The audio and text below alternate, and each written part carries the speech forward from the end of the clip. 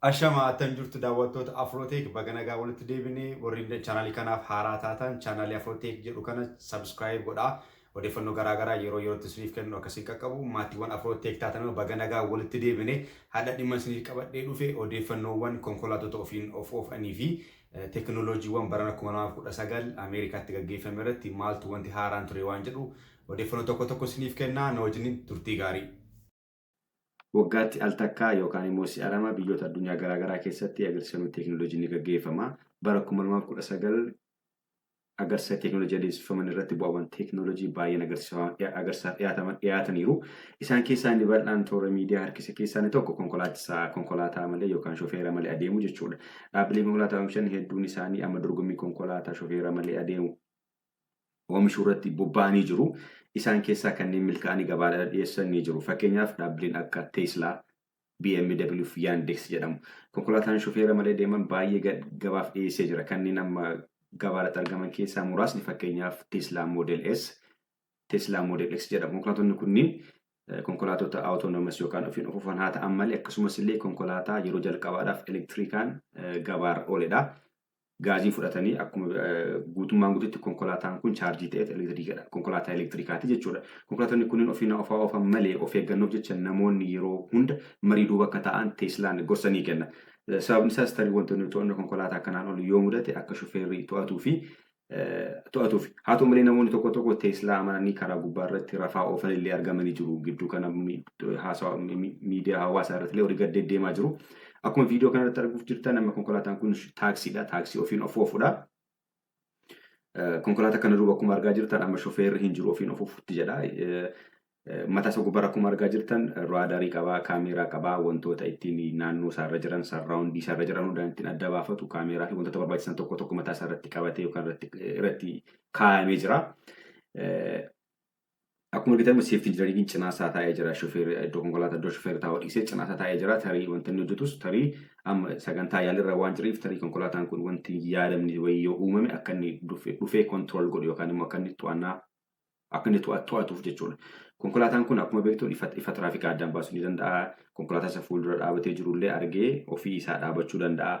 Namni miilaan ce'aa jiru konkolaataa irra jiraatallee sirriitti addaan baasee yookaan dabarsee dabarsuu qabu ta'ee dabarsee yookaan dabarsuun duraan eegamu yoo ta'e ofiisaa darbee akkaataa inni ofiisaa decision godhu jira. Akkasumas illee ispiidii isaa cheenji gochuu ni danda'a. Ispiidii jechuun immoo ariitii konkolaataa kanaa dabaluus hir'isuus kan gochuu danda'u ofiisaati. Kanammoo kan inni godhu naannoo isaarra wantoota jiran ilaaluudhaan konkolaattota bukkee isaa jiran cinaa isaa jiran ilaalee yookaan ispiidiitti dabala yookaan ispiidii isaa gadi buusaa jechuudha.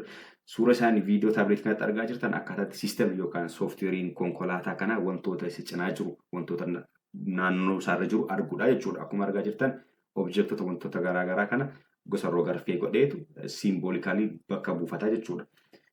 Fakkiiwwan kana bakka buufatee decisionii meeqgodha. Fakkeenyaaf akkuma argaa jirtan konkolaattonni karaa bitaaf karaa mirgaa deemaa jiran ilaalaa jira. Akkaataa kanaan siimboolaayiz godha. Bakka buufatee wanta murteessuu qabu murteessee deemuu yoo qabaate ni deema. Dursa kennuu yoo qabaate dursa kenna konkolaattota kanaaf jechuudha. Kallattii hundaan wanti nama dhibu kallattii hundaan amma meetira 200tti wantoota jiran addaan baasee sirriitti addaan baasee arguu ni danda'a jechuudha. Ilmi namaallee amma kanatti arguu dhiisuuf ni danda'a. Arguu dhiisuu ni mala. Keessa teessoo ta'e marii duuba teessuu ol kaatanii wanta gamatti mul'atu arguu hin dandeessanii konkolaataa fuulduraatu sana haguugaa waan ta'eef inni kun garuu amma meetira 200tti dabarsee arguu danda'a jechuudha. Akkasumas illee karaa seeftii yoo yaaddan seeftiin konkolaataa kanaa baay'ee ajaa'ibadha. Fakkeenyaaf Teeslaan yeroo darbee kun egaa seeraa dhugaa mul'atedha. Karaa gubbaatti namoonni viidiyoodhaan waraabanidha. Akkuma argitan konkolaataan kun karaa bitaa dhufee rukutuudhaaf jedha. Gaafa inni konkolaataan kun rukutuudhaaf jedhu konkolaataan kun ofii isaan kontirool of godhe yoo xiqqoo meetira xiqqoo adeemera ta'e itti bu'a ture garuu ofiin of dhaabee otoo lubbuun nama tokkos hin miidhamin konkolaataan sunis hin miidhamin gargaarsa teekinooloojiitiin of dhaabee balaa garaagaraa of hambisuu danda'eera. Shofeera konkolaataa kanaas illee yookaan namoota keessa jiran hambisuu danda'eera jechuudha. Kun bu'aawwan teekinooloojii yeroo ammaa nuti irraa argachuu dandeenyudha jechuudha. Walumaa galatti jenereeshinii konkolaataa iddoowwan 4-5tti hiramu. Fakkeenyaaf kanaan dura maarshii tokkoffaa, lammaffaa, sadaffaa jennee kan galchuun maanuwaalii isteek shift jedhama. Isa fayyadamna ture. Makiinaawwan gurguddaan mallee biyyoota keenya keessa jiran hedduun isaanii maarshii tokkoffaa, lammaffaa jennee galchina. Isa dhaan immoo jenereeshinii xaanuu maayin awutomaatik tiraansimiishiniidha. Isa kana maarshii tokkoffaa, lammaffaa, sadaffaa waan galchitanii hin qabdu. Ofiidhuma isaa yoo isin gaazii irra ejjettan ispiidii isaa dabalee maarshii lamaffaa sadaffaarra ofiidhuma isaanii dhaqataa yookiin immoo bireekidha dhaabattan akkuma kana maarshii arfaffaarra jiru ta'e sadaffaatti lammaffaatti akkas gadi buusaa adeemaa jechuudha. Kan itti aanu inni jenereeshinii sadaffaarra jiru blind spot monitor kan jedhamudha. Blind spot monitor kan track godhu fakkeenyaaf duuba keessan konkolaataan jira yoo ta'e warning isinii kenna ifa isinitti ibsa konkolaataan isin cinaa jira akka leeftis akka raayitii isin goonitti buutu waan jedhu isin beeksisinitti himaa. Lammaffaa immoo konkolaataan isin fuuldurallee yoo jiraate akka isin itti hin buune warning isiniif kenna.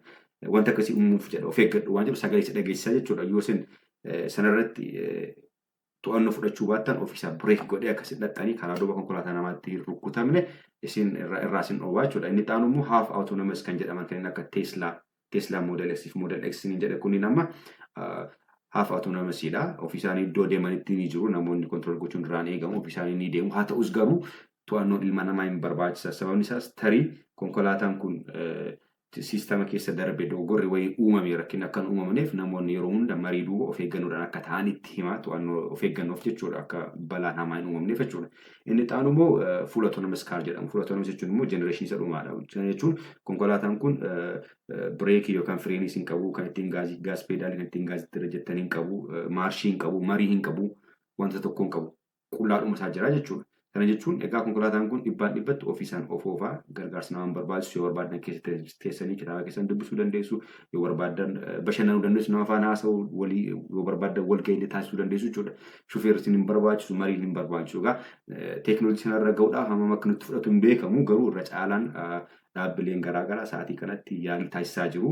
Yaaliin isaanii milkaa fi milkaa'u yeroo dhufu keessatti egaa inni ilaalla wanta wajjin ilaalla ta'a waaqayyo umurii nuu kenna umurii gara fuulduraatti wanta wajjin ilaallu wanta ilaallu ta'a. Sagantaan keenya hadha kana fakkaataa waan wajjin turtaniif baay'een isin galateeffadha. Yoo yaada qabaattan naaf barreessaa chaanaalii kana like share subscribe godhaa nagaatti.